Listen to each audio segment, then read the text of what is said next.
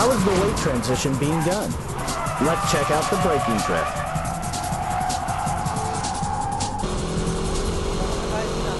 The three important things here are when to steer in, when to shift down, and how long you keep braking. These are the three most important factors. Okay, I'm in third gear, I'm stepping on it, I'm speeding, then brake. How much you brake is crucial. If you kill the speed too much, you'll end up stopping before you drift like this, and with understeer. So you'll need a fair amount of speed even when you begin braking. Slow down to about 70% on the straightaway, then let go. Let go of the brake and steer into the corner. Here, you're a little overspeeding. If you brake through the corner, you'll end up with understeer, so first brake and then turn, heel and toe and steer in towards the clipping point. You'll be overspeeding here as well. Then you shift down to second gear while leaving your foot on the brake. Let's say you're running around 5,500 revs when you shift down to second gear. Release the clutch like you're running around 5,400 revs, but don't let the gears lock. It's similar to shift lock drifting, but you don't lock the rear tires with braking drift. Anyhow, that's how I do it. Sometimes I drift by only braking, like through corners where I can enter and exit in second gear. I step on the brakes, leave the brakes on, then turn, and I brake once again towards the clipping point. Then the car starts to slide. With this kind of drifting, I concentrate on the front and rear brake balance. If only the front brakes work and the rear don't, it's impossible to brake drift.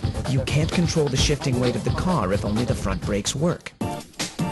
Obviously, braking is the key here. Tsuchiya is not braking hard at all. He's stepping on the brake with a certain rhythm to adjust the speed. If you coordinate the steering work to the braking, you're a step closer to Tsuchiya's braking drift.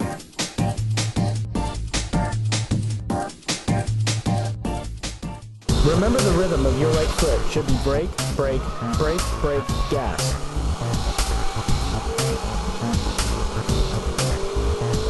Steering into the corner and shifting down should be done simultaneously.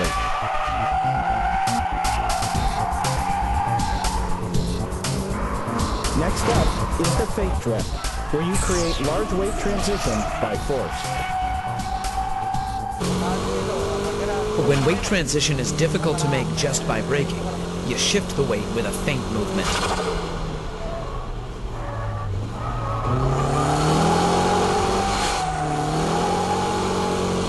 Quickly steer like this, and at this point, my foot is off the gas. And when I juke the car like this, the car bounces back with the weight, and that's when I step on the gas pedal.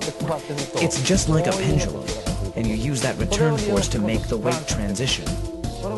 Here too, I've stepped on the gas, all the way for a second, before I let go, in order to get the car to slide. Once the car is in sliding mode, release the foot from the gas, and control. I used to do this a lot on snow. If you're going too slow, you have to step on the gas to make it happen. But if you're going fast enough, and you steer to the left and quickly steer back to the right, your tail will automatically start to slide.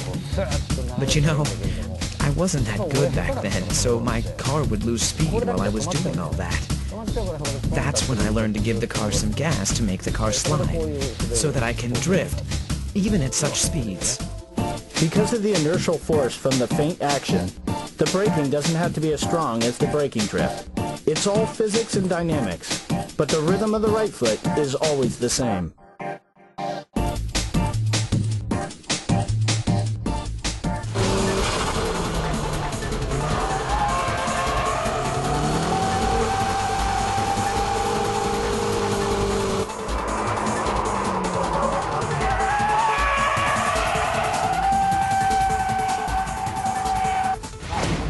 Okay, shall we try this dynamic drifting?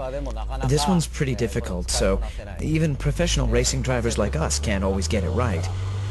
Drifting begins from stepping off the gas, just like the Fuji Speedway's 100R or the final corner at Sugo.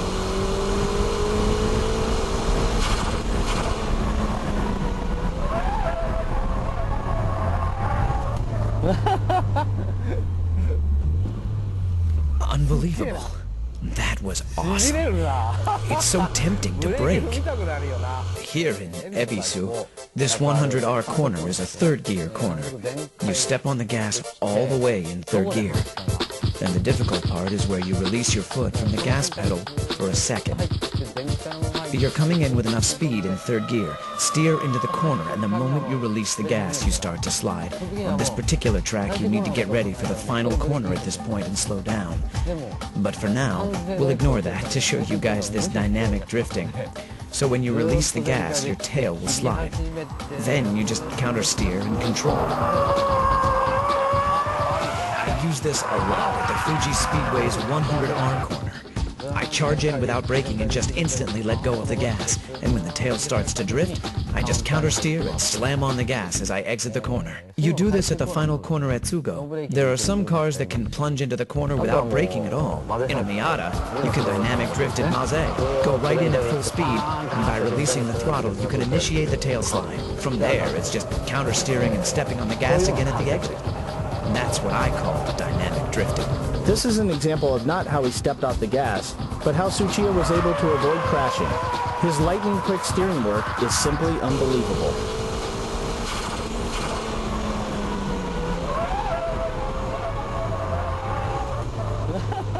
So that was dynamic drifting, which is the ultimate form of all drifting.